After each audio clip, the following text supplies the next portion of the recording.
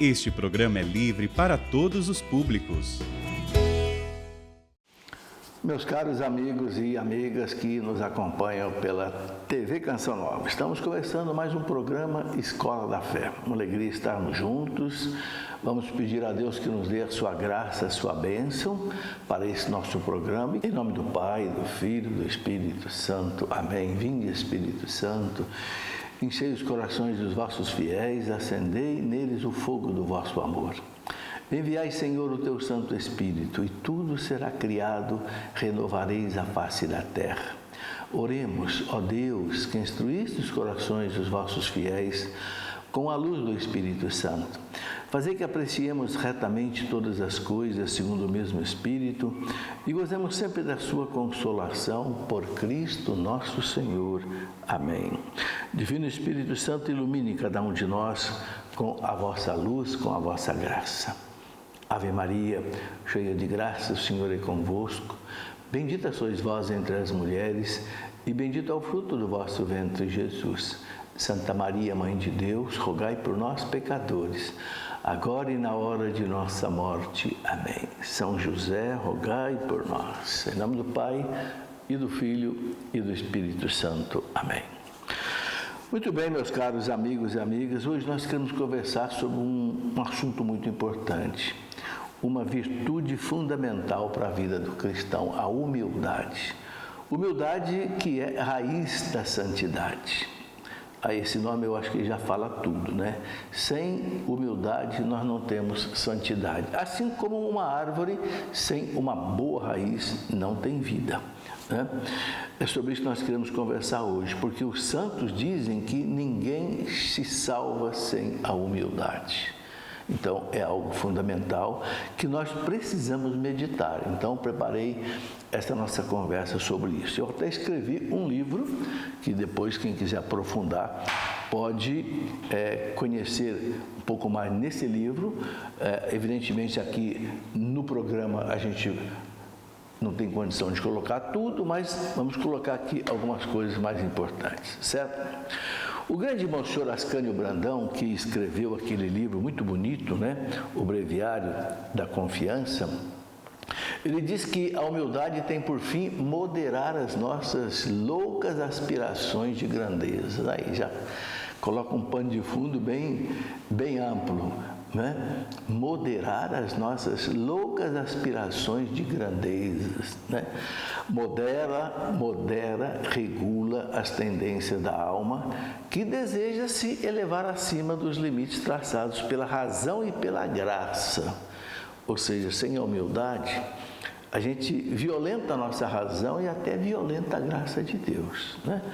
Mas no andar aqui da nossa reflexão, a gente vai poder entender melhor isso. A humildade é a raiz da santidade porque é a virtude mais difícil de ser vivida perfeitamente. Você sabe que na vida tudo que é mais difícil é mais importante, não é? Como a humildade é a virtude mais importante, evidentemente mais difícil. Aquilo que não é importante não é difícil, não é? A gente sabe que o pecado original, ele deixou o nosso amor próprio, né, o nosso ego desequilibrado. Não há como negar que nós somos orgulhosos, nós somos vaidosos, nós somos às vezes arrogantes, autossuficientes, prepotentes, não é verdade? Exibicionistas, invejosos, egoístas. Tudo isso, no fundo, tem a ver com falta de humildade, né? Ou seja, nós temos que tomar consciência que o pecado original realmente ele enfraqueceu a nossa inteligência, a nossa liberdade, a nossa vontade, né? E o nosso ego grita quando ele não é atendido, quando ele não é satisfeito, ou quando ele é levemente, às vezes, questionado, ofendido, humilhado, ou até colocado em segundo lugar. O ego, ele é muito sensível, né? É isso que a humildade trabalha, exatamente fazer com que o ego fique no lugar dele, né? Santa Catarina de Sena dizia: conhece-te a ti mesmo. Entra na cela do autoconhecimento, ela dizia, aí você vai conhecer a sua miséria, Vai conhecer o seu nada e você vai conhecer que Deus é tudo, não é? Bom, os santos doutores da igreja afirmam que a humildade é a mais importante das virtudes, a base de todas as outras virtudes. Não é à toa que Jesus destacou muitas vezes a questão da humildade nos evangelhos. Aprendei de mim que sou manso e humilde de coração. Está lá em Mateus 11, 29. Olha, Jesus tinha todas as virtudes, mas ele quis destacar duas: mansidão e humildade. A mansidão é nunca partir para o revide, para o ódio, para a vingança, né? Nunca pagar o mal com o mal, e a humildade de coração. Então é essa humildade de coração que nós queremos aprender nesta aula com Jesus. Ele contou aquela parábola do fariseu e do publicano, né? O fariseu que estava lá no templo, né? Se vangloriando da sua grandeza: Senhor, muito obrigado, porque eu, né, faço jejum 2 vezes por semana, pago o dízimo de tudo, até da hortelã, das coisas mais simples, que nem era obrigado a pagar, né? Eu não sou como aquele publicano lá atrás, pecador, não, né? E o publicano lá atrás, pecador, né? Batia no peito, nem olhava direito para frente, para o alto, e dizia: Senhor, tem misericórdia de mim. E o que Jesus disse? Que o publicano saiu dali justificado. Justificado quer dizer perdoado. E o fariseu não. Então a gente vê que Jesus conta muitas vezes, né? Sabe, Santa Catarina de Sena, doutora da igreja, ela teve um colóquio com Deus, né? Deus falando com ela, e ela escreveu um livro, Diálogos, né? Nesse livro, Diálogos, Santa Catarina de Sena, ela diz que todo cristão precisa crescer em humildade, sob pena de comprometer todas as suas boas ações, presta bem atenção, e perder o mérito delas diante de Deus. Ela dizia: não sejamos ladrões da glória de Deus. Essa frase é muito forte, dessa santa doutora. Não sejamos ladrões da glória de Deus. Quando é que a gente é ladrão da glória de Deus? É quando a gente acha que a gente faz as coisas boas por nós mesmos. Esquece que tudo que a gente faz é graça, é dom de Deus. Aquilo que dizia São Tiago, né, na primeira carta dele: todo dom perfeito, toda dádiva boa desce do Pai do céu, né?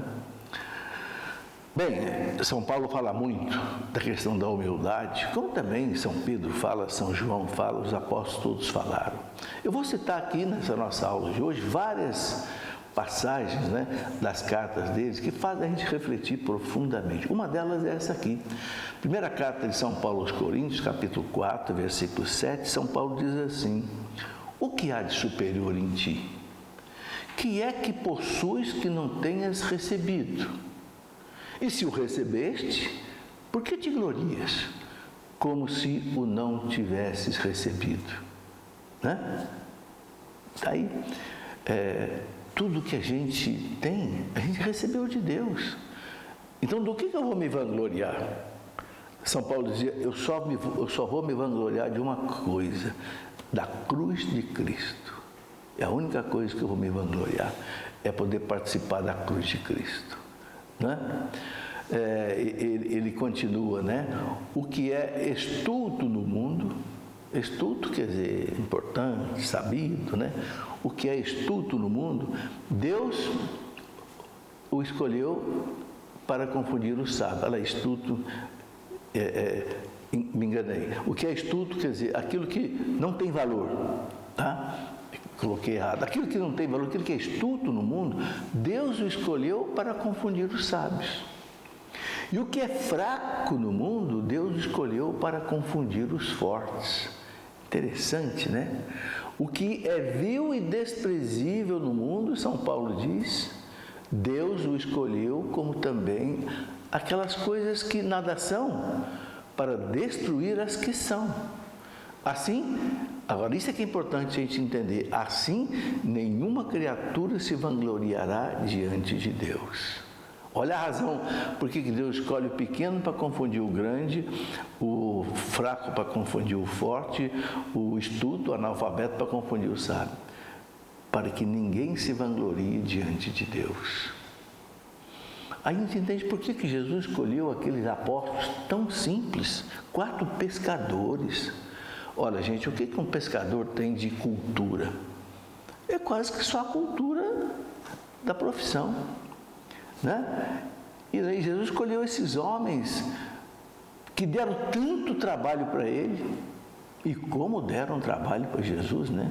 Um deles negou Jesus, Pedro negou Jesus 3 vezes, né? Tomé, Tiago e João queriam fazer descer fogo do céu sobre o samaritano. Olha, Cristo sofreu, mas eles se abriram para a graça de Deus. E eles conseguiram fazer a salvação chegar até nós, a igreja chegar até nós. Então, é uma reflexão muito importante para a gente entender como a humildade é importante. São Paulo fala do perigo da vaidade, né? Quando ele escreve a 2ª carta aos Coríntios, ele fala uma coisa muito interessante. Ele diz assim: eu conheço um homem, é ele mesmo, né? Em Cristo, que há 14 anos foi arrebatado até o 3º céu. Se foi no corpo, não sei, se foi fora do corpo, também não sei, Deus o sabe, e sei que esse homem, se no corpo ou se fora do corpo, não sei, Deus o sabe, foi arrebatado ao paraíso. E lá ouviu palavras inefáveis que não é permitido a um homem repetir. São Paulo está dizendo o seguinte: eu tive uma visão do céu, eu fui arrebatado. Outras traduções falam ao 3º céu. Bom, agora, o que ele fala em seguida? Está lá, 2ª carta aos Coríntios, capítulo 12, versículo 7 e seguinte: desse homem eu me gloriarei, ou seja, daquele que Deus mostrou para ele a glória do céu, mas de mim mesmo, ou seja, naquilo que depende de mim, a visão do céu dependeu de Deus, mas aquilo que depende de mim mesmo, não me gloriarei, a não ser das minhas fraquezas. Abstenha-me para que ninguém me tenha em conta de mais do que vê em mim, ou ouve dizer de mim. Quer dizer, que ninguém faça de mim um juízo maior do que aquilo que eu, na verdade, sou, né? Agora vem uma coisa muito importante. Demais, além disso, para que a grandeza das revelações não me levasse ao orgulho. São Paulo teve muitas revelações de Cristo, encontrou com Cristo no caminho de Damasco, teve uma visão do paraíso. Então ele fala, para que a grandeza das revelações não me levasse ao orgulho, foi-me dado um espinho na carne. Olha aí, um anjo de Satanás para me esbofetear e me livrar do perigo da vaidade. Olha aqui, meus irmãos, por que Deus colocou esse espinho na carne de São Paulo? Para me livrar do perigo da vaidade, que Paulo podia ficar vaidoso.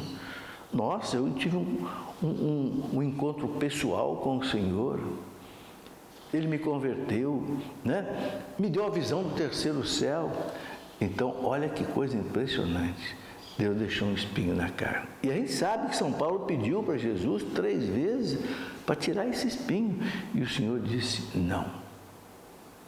Ok? Basta-te a minha graça. Você vai carregar esse espinho na carne até o fim. Vai ser para você como que uma segurança, né? Uma trave de segurança contra a vaidade. Né? O que era esse espinho na carne? Não sei, existe um livro muito interessante sobre a vida de São Paulo, um livro muito bonito mesmo, escrito por um escritor, acho que alemão, chamado Josef Hofner.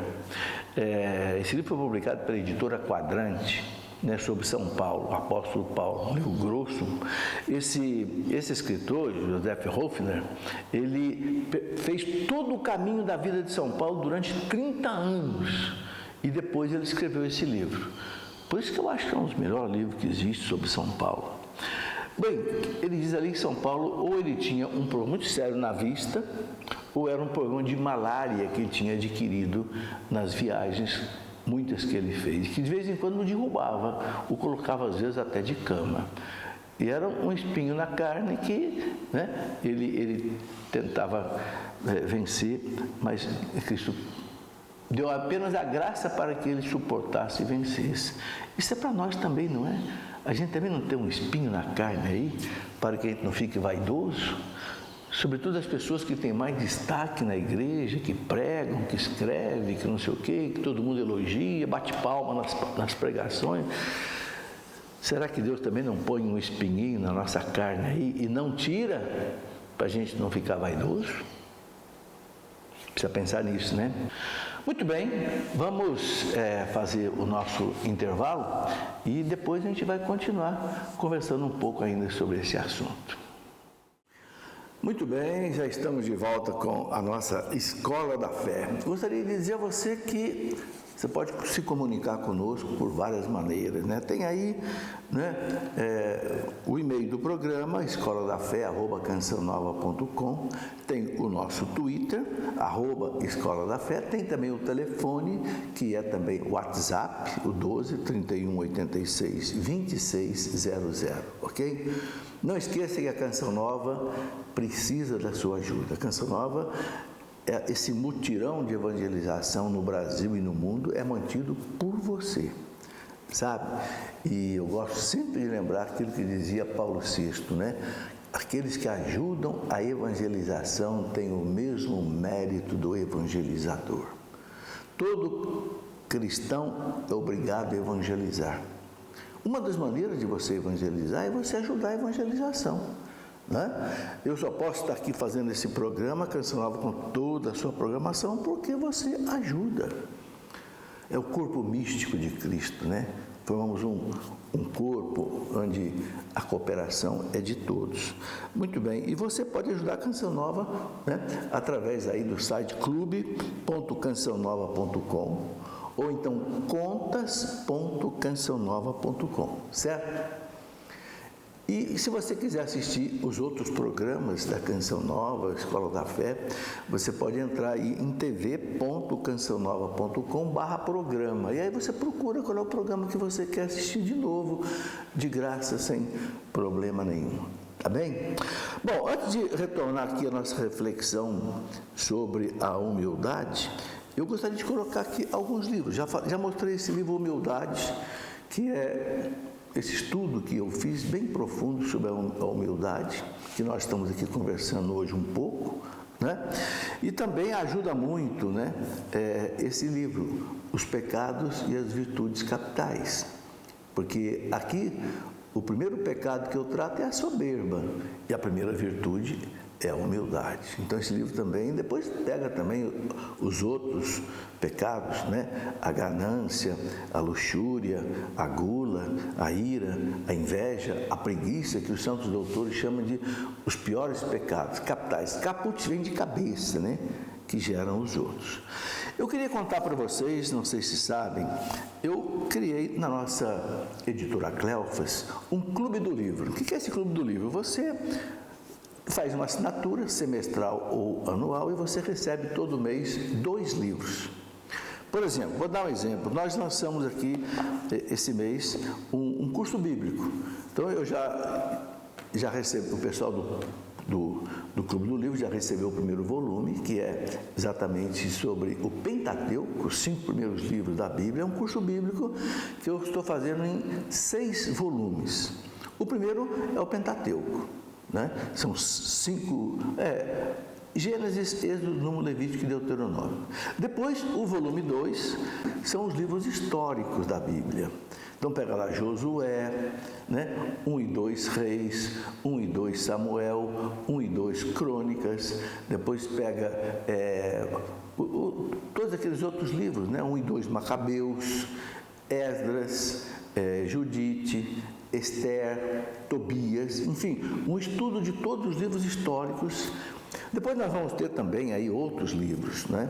Um outro livro que também no mês de maio, dentro do Clube do Livro, as pessoas receberam, mas também outras pessoas podem adquirir esse livro lançado, muito importante, por um bispo da nossa igreja de São Paulo, né? Dom Carlos Lema Garcia, Internet e Evangelho, as tecnologias digitais e a vida cristã. É um livro de profunda reflexão que Dom Carlos faz usando a internet. E não só a parte técnica, não, mas a parte espiritual, né? Como evangelizar com a internet, os cuidados que deve ter, como os pais devem usar a internet, professores, etc. Isso também foi parte do nosso Clube do Livro. Um outro livro que também, que o nosso Clube do Livro já está com 1 ano de existência. Então já são, cada mês são 2 livros, né? Sempre é um lançamento e um livro que já é da editora, já foi lançado antes pela editora. Um deles que foi também Marxismo. Olha, com o advento da internet, esse estudo do marxismo se tornou assim, aflorou na internet. E é muito importante, porque o marxismo ele foi altamente combatido por todos os papas. Desde lá, Pio XI, Pio XII, Leão XIII, Bento XVI, João Paulo II, porque o marxismo é a filosofia que gerou o comunismo e que foi responsável por mais de 100 milhões de mortos. Alguns autores chegam a falar em 200 milhões de mortos. E que todos os papas condenaram. Então, o que é o marxismo? Está aqui, um estudo sobre aquilo que os papas falaram, né, sobre esse assunto. Muito bem, vamos em frente com o nosso estudo sobre... nós estamos aí tratando da humildade, né? Bom, a gente sabe que lá no livro do Gênesis, capítulo 2, 17... né? A gente sabe que a humanidade foi mergulhada no pecado por causa da soberba e desobediência de nossos primeiros pais, que preferiram ouvir a voz maligna da serpente infernal do que a voz doce e suave de Deus, que tinha mandado não provar do fruto da árvore da ciência do bem e do mal, sob pena de morrer. Deus falou para eles: não toque nessa árvore, nem toque nessa árvore da ciência do bem e do mal, porque vocês vão morrer, né? É bem claro. Por orgulho, preferiram acreditar na mentira da serpente, do mal, que lhes prometia: sereis como deuses, né? Conhecereis o bem e o mal, né? Deus tinha avisado a eles: vós não comereis dele, nem o tocareis, para que não morrais. Deus foi bem claro, né? Não, o que é essa árvore da ciência do bem e do mal? Significa aquilo que só Deus tem que agir sobre isso. Deus é que deve dizer para nós o que é o bem e o que é o mal. Deus é que é o árbitro do bem e do mal, né? Comer o fruto da árvore do bem e do mal significa o quê? Eu quero ser Deus. Eu quero fazer a minha moral, eu quero fazer a minha religião, eu quero fazer a minha lei, né? Como dizia o Dostoiévski, aquele escritor russo, né? Se Deus não existe, então eu sou Deus. Pronto. Se eu não acredito em Deus, então eu sou Deus. Eu vou fazer meu mandamento, eu vou fazer a minha Bíblia, eu vou fazer a minha lei, né? Ele ainda dizia: se Deus não existe, vale tudo. É a desgraça da humanidade. E hoje a gente experimenta isso muito bem. Da mesma forma, os anjos rebeldes foram condenados porque não se aceitaram como criaturas lá no céu. Quiseram ser, por orgulho, como Deus. Isso os santos doutores da igreja, quando falam sobre os anjos, eu até escrevi um livro sobre os anjos, onde eu mostro isso com muitas citações dos santos doutores. Os anjos pecaram por soberba, por falta de humildade. Era o único pecado que eles podiam cometer, porque o anjo não tem corpo, o anjo é puro espírito. Então o pecado que ele pode cometer é só um pecado espiritual. Orgulho, a vaidade, entende? Não se aceitaram como Deus. Dizem os teólogos que eles não quiseram adorar Jesus como Deus a partir do momento que Jesus se fez homem. Ah, não, como homem nós não vamos adorar ele, não. Não o adorarei, não vos servirei. Orgulho, né?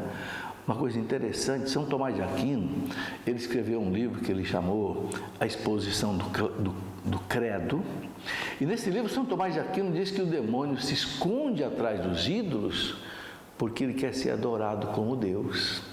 Aí está o perigo da idolatria. Como o ídolo é uma coisa que não existe, o ídolo é uma fantasia, mas o que o demônio faz? Esconde atrás dele. Então, quando a pessoa presta um culto a um ídolo, São Tomás de Aquino diz que quem recebe é o demônio. É muito sério isso, né? A questão, por isso que São Paulo fala na carta aos Coríntios, né? Quem não presta um culto a Deus, quem recebe esse culto é o demônio. São Paulo fala isso com outras palavras, uma coisa que São Tomás de Aquino traduz para nós no ensino teológico, assim, mais fácil de entender. Muito bem, para vencer a morte, destruir a soberba de Eva, Deus então escolheu a mulher mais humilde, a Virgem Maria, para dela fazer nascer o divino Redentor. Vejam, ela mesma cantou lá no seu Magnífica, né? Que Deus olhou para a humildade da sua serva. Lucas 1,48. O que fez Deus se encantar, se enamorar de Nossa Senhora? A sua humildade. Mais do que, não sei, a virgindade, a pureza, a humildade de Maria. Ele olhou para a pequenez da sua serva. Por isso, doravante, todas as gerações vão me proclamar bem-aventurado. Jesus não falou que aquele que se humilha será exaltado? Por que Nossa Senhora hoje é exaltada no mundo inteiro? Não tem um país onde não exista uma igreja, uma capela que não seja em honra de Nossa Senhora, né? Então, Santo Irineu, lá do século II, né?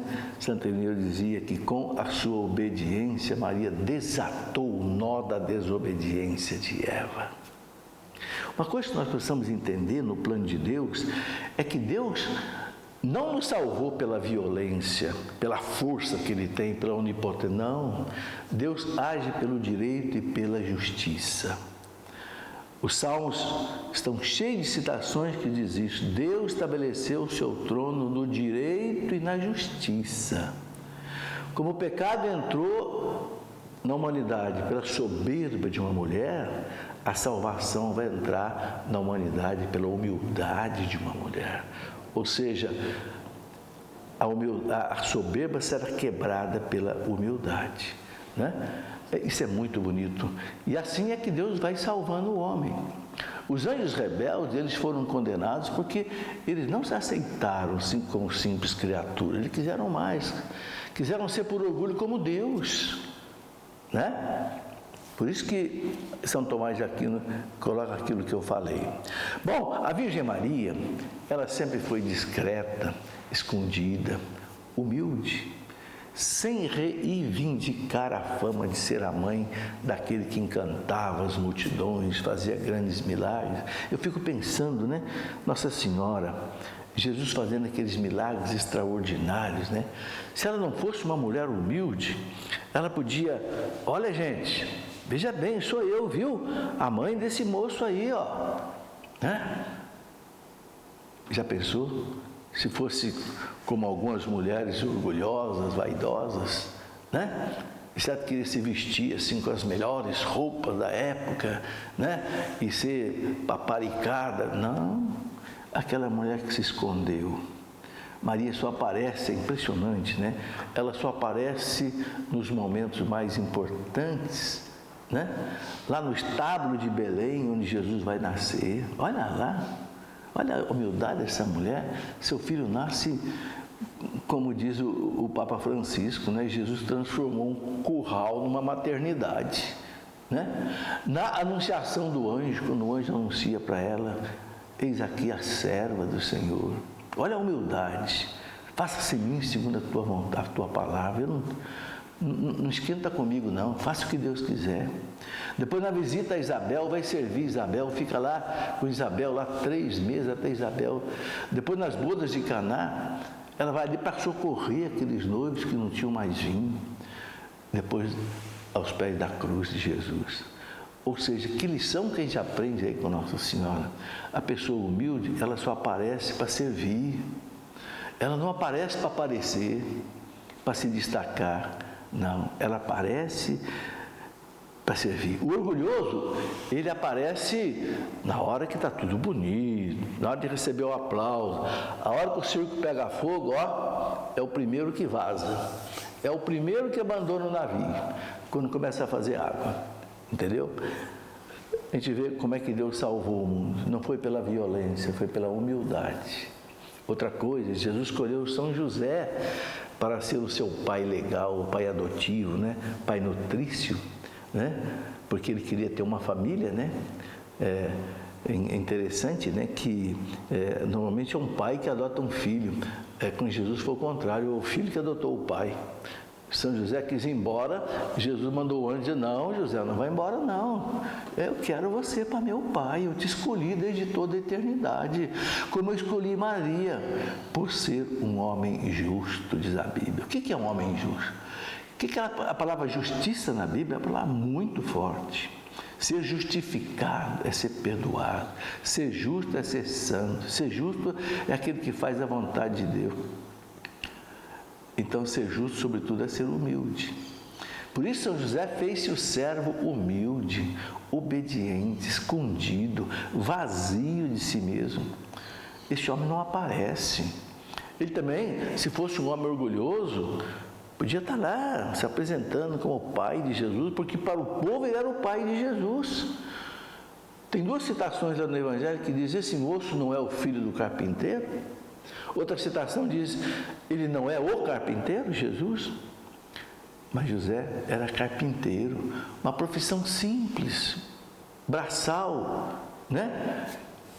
Veja, e é nesse silêncio, gente, é nesse escondido do mundo, da vida, que a gente vê aí Deus realizando essa obra de salvar a humanidade. Ok? Jesus, ele destruiu também os laços do pecado e da morte, como Deus, aniquilando-se. São Paulo fala, ele se aniquilou. Sendo Deus, não se orgulhou de ser Deus, humilhou-se até o ponto mais baixo em que um ser humano pode descer. Está lá em Filipenses 2, 7 e 9. Fez-se obediente, fez-se escravo. Foi vendido por 30 moedas de prata, né? Era o preço de um escravo na época, né? 30 moedas de prata. Ia ser aí mais ou menos uns R$3.000 hoje, né? Fez-se escravo, obediente até a morte e morte de cruz. Ou seja, ele se aniquilou, né, para poder salvar a humanidade. Aí a gente percebe, gente, o que salva o mundo é a humildade de Maria, de José, de Jesus. Muito bem, vamos fazer o nosso intervalo e depois a gente vai continuar conversando um pouco ainda sobre esse assunto. Muito bem, já estamos de volta com a nossa Escola da Fé. Gostaria de dizer a você que você pode se comunicar conosco por várias maneiras, né? Tem aí, né, o e-mail do programa, escoladafé@cançãonova.com, tem o nosso Twitter, @escoladafé, tem também o telefone, que é também o WhatsApp, o 12 31 86 2600, ok? São Vicente de Paulo dizia que o demônio não sabe se defender contra a humildade, porque ele é naturalmente soberbo. Olha que receita maravilhosa para vencer o demônio, a humildade. Receita de um santo. O demônio não sabe se defender contra a humildade, porque ele é soberbo. Ele se quebra diante da humildade. Ele ficou quebrado diante da humildade de Nossa Senhora, ficou quebrado diante da humildade de São José, diante da humildade de Jesus. Ele soltou a humanidade das suas garras pela humildade. Está aí. Por isso que ela é a base e a raiz de todas as virtudes, né? Muitos fiéis, até pessoas da igreja, são assíduos na oração, frequentes até os sacramentos, são até fortes nas tribulações, são generosos na caridade, às vezes até penitentes, piedosos, mas a muitos falta a humildade, sem a qual a gente pode perder tudo. Entende? Se não houver humildade naquilo que a gente faz, que a igreja chama de reta intenção, se eu fizer algo bom, uma obra boa, mas que não for puramente por Deus e para Deus, se eu tiver uma gotinha aí de eu querer aparecer, eu querer me destacar, eu querer ser elogiado, eu perco o mérito da minha ação. Por isso nós temos que refletir muito sobre isso, sabe? É algo muito sério, né? A história da igreja mostra, sabe, que houve homens e mulheres com fama de santidade, assim penitentes, piedosos, mas que foram orgulhosos, que desafiaram a igreja e se tornaram até hereges, por não serem humildes e não se submeterem aos ensinamentos infalíveis do magistério da igreja. Se você examinar a vida dos hereges, se você for lá ver o arianismo, depois, não sei, o macedonismo, macedônio, que negava a divindade do Espírito Santo, for ver lá o monofisismo de Eúticos, que negava que Jesus tinha uma natureza humana, se você for ver lá, por exemplo, o patriarca Sérgio de Constantinopla, do monoteletismo, que negava que Jesus tinha uma vontade humana, foram o quê?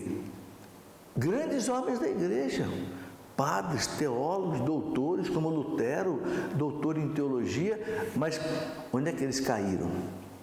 Na humildade.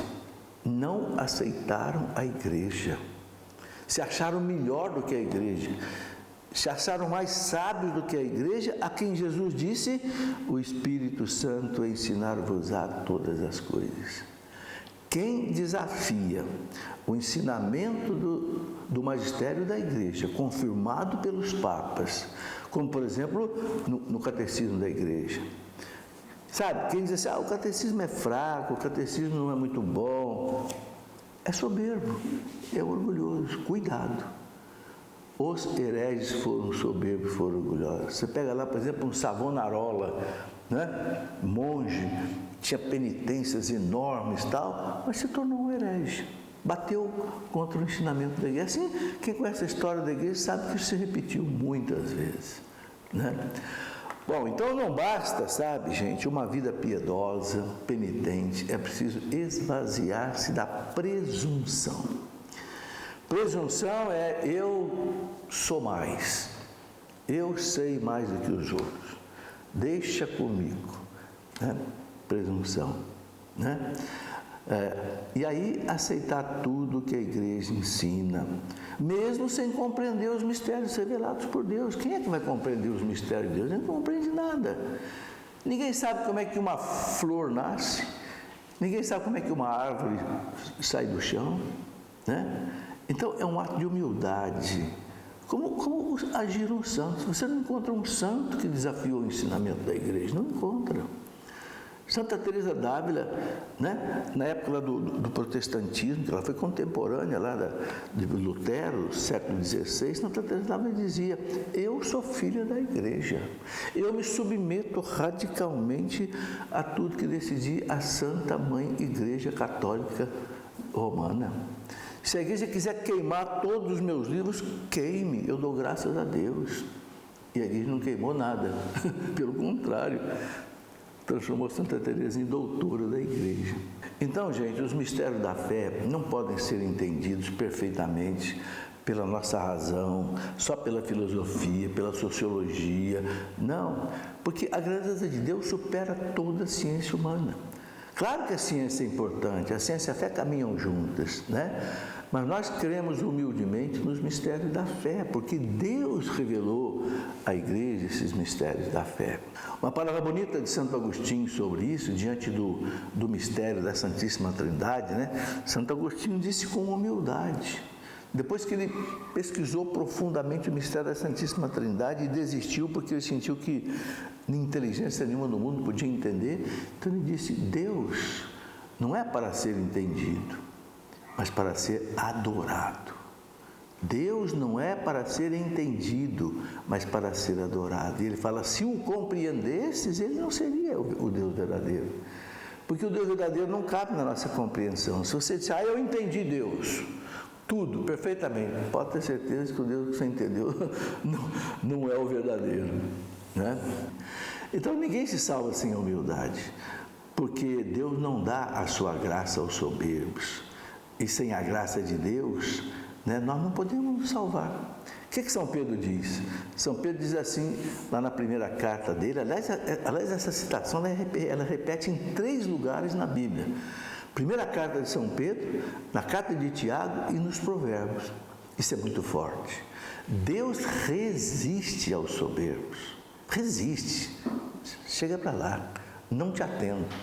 Mas Ele dá a sua graça aos humildes. Olha que bonito. E aí São Pedro diz, humilhai-vos sob a poderosa mão de Deus, para que Ele vos exalte no tempo oportuno. No tempo oportuno. Quando você pensa que está perdido, né? Não. Paulo VI dizia uma frase muito bonita. Ele dizia que a humildade é a nossa fortaleza. A fortaleza não é a arrogância.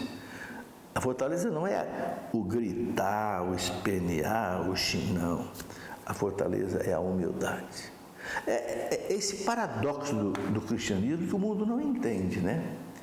Mas está aí. Santo Agostinho dizia o seguinte, né?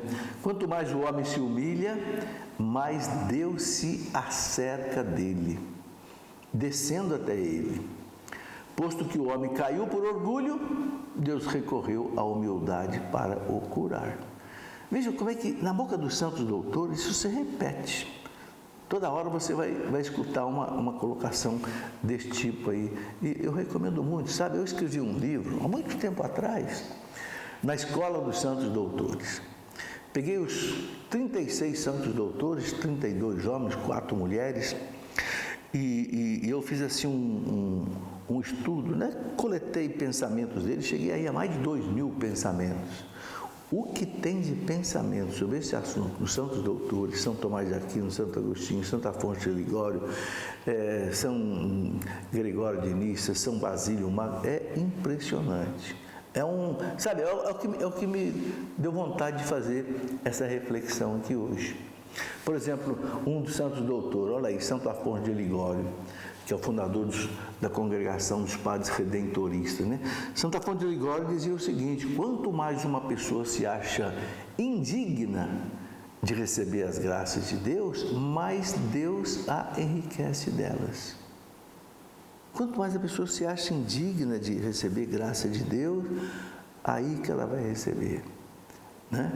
Aquele que se humilha diante de Deus, isto é, reconhece o seu nada de criatura diante do Criador, esse pode confiantemente confiar-lhe todas as preocupações, né? E pode estar certo de que o Senhor vai se encarregar de todas elas.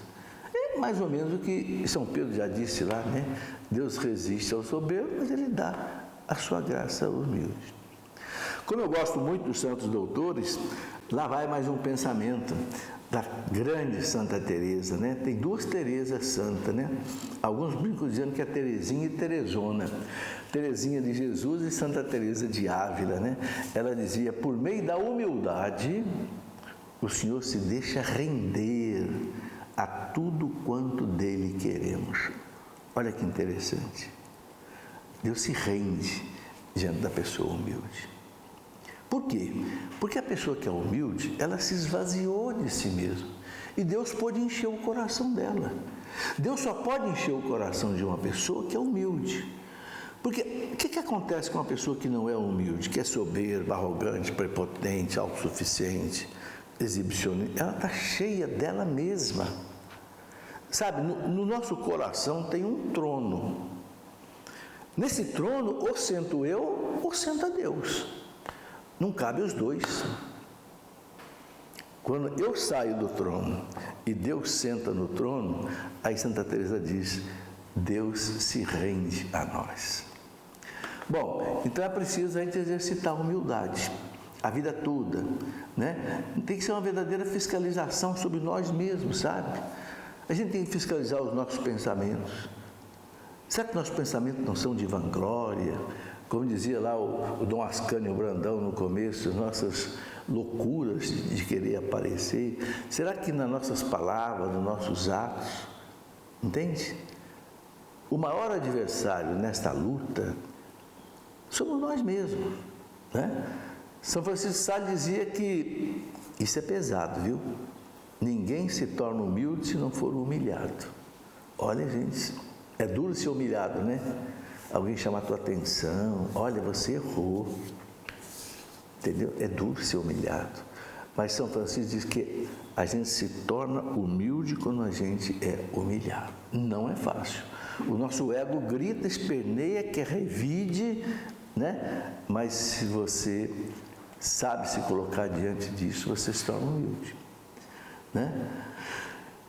Ele diz: o humilde aceita cargos importantes não para aparecer, se exibir, mas para servir e não para ser servido. Aquilo que Jesus disse, né? Eu vim para servir, não para ser servido. Então a pessoa humilde, ele pode alçar o cargo que for, de ministro, secretário, mas ele assume para servir. Não é para ser servido, não é para roubar, não é para aparecer, não é para receber aplauso, é para servir, né? Sabe, então quem é humilde? Aqui é a reflexão que eu ponho para a gente ir degustando, né, com o tempo. Quem é humilde vive com simplicidade, não é exigente. Não quer dizer que basta ser simples para ser humilde. Não, tem pessoa que é simples, mas não é humilde, viu? Tem pessoa que é simples, mas é vaidosa por dentro, né? É orgulhoso, né? A pessoa humilde, ela precisa de pouco para ser feliz. Sabe, ela não precisa de muito para ser feliz, né? É simples, respeita os outros, não ofende os outros, não passa por cima, né? Não é indiscreto, não fica falando coisas que não deve falar, né? Inconveniente, não é arrogante, né? Arrogância é triste, né? Pessoa arrogante, quer mandar em todo mundo, né? Não é prepotente, não é autossuficiente. A pessoa humilde, ela consulta os outros. Ela vai tomar uma decisão, ela não é centralizadora, eu sei tudo, eu posso, não. Ela se cerca de conselheiros, consulta um, consulta outro, para depois tomar uma decisão, né? Não é autossuficiente. E também não é um snob, né? Não é vaidosa, não gosta de aparecer, não gosta de, não sei, chamar atenção, destacar para todo mundo, né? Não gosta de chamar atenção sobre si mesmo, não é exibicionista. Essa é uma palavra que eu acho que pesa muito nesse contexto, exibicionismo. Não fica mal-humorado, né? E ofendido por qualquer crítica que recebe. Sabe, uma das coisas difíceis, gente, é a gente receber uma crítica, sabe? E também a gente fazer uma crítica. A gente tem que pensar muito nisso. Marido e mulher, um quando for corrigir o outro, cuidado. Patrão e empregado, quando for corrigir o outro, cuidado. Amigo e amigo, sabe por quê? Porque o nosso ego, ele é muito sensível. Apontou o dedo para a gente grita, né? Eu costumo dizer para os casais o seguinte: quando você for chamar a atenção do outro, reza primeiro para ele, para que ele se abra aquilo que você vai falar sem revolta. Segundo, escolha a hora certa, escolha o lugar certo. Não é qualquer hora, não é qualquer lugar, né? E quarto, antes de você apontar um defeito da pessoa, aponta uma qualidade. Todo mundo tem qualidade, né?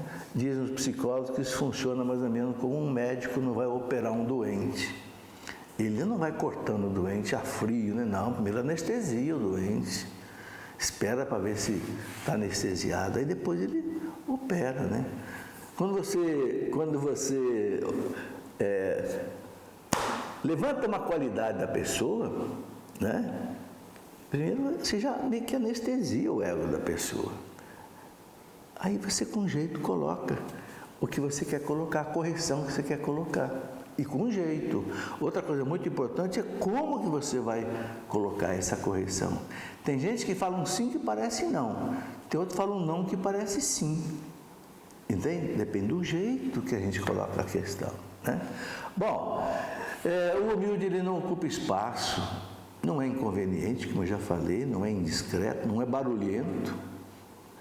Ele é anônimo no meio da multidão. Ele não quer ser o primeiro lá para frente. Jesus fala, quando você for numa festa, não vai lá para frente, não, senta no último lugar. Porque o dono da festa vai dizer, ô meu amigo, vem aqui para frente. Agora, se você sentar lá na frente, o dono da festa vai dizer, ô meu amigo, chegou um cara mais importante que você, ó, por favor, vai lá para trás. Aí você vai ficar com vergonha. A pessoa humilde, ela transmite alegria, ela transmite paz. Ela prefere ser o último da fila, prefere ser o último. Santa Teresinha, do Menino Jesus, dizia assim: eu quero o último lugar da fila. Sabe por quê? Porque ninguém briga por causa do último lugar. As pessoas brigam por causa do primeiro lugar, né? Outra coisa interessante, né? Santa Teresa dizia: ser humilde é ser fiel à verdade. Ser humilde não é você esconder aquilo que você tem de bom, não. Ser humilde é você se conhecer. Nisso eu sou bom, nisso eu não sei. Isso que eu não sei, eu vou pedir ajuda. Aprendo até com uma criança, se for o caso. Entendeu? Ser humilde é ser fiel à verdade. Está aí. E mais ainda, né? O humilde, ele não é invejoso. Ele não fica triste porque o outro está melhor do que ele. Ele não busca elogios, aplausos. Se alegra com o sucesso dos outros. Isso é uma característica da pessoa humilde, sabe?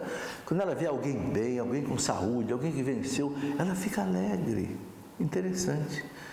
E não se ofende também por ser desprezado, né? Por ser, às vezes, ser colocado aí em segundo lugar. Bom, meus amigos, eu sei que essa reflexão foi forte, né? É para você e é para mim, é para todos nós. Enfim, a humildade, ó, como eu coloquei na capa desse livro aqui, então vou pegar de novo. A humildade, ó, é a raiz da santidade. Você está vendo a raiz dessa árvore aqui, né? Olha, sem essa raiz aí, essa árvore não fica de pé. O cristão precisa dessa raiz de santidade. Um grande abraço, que Deus te abençoe.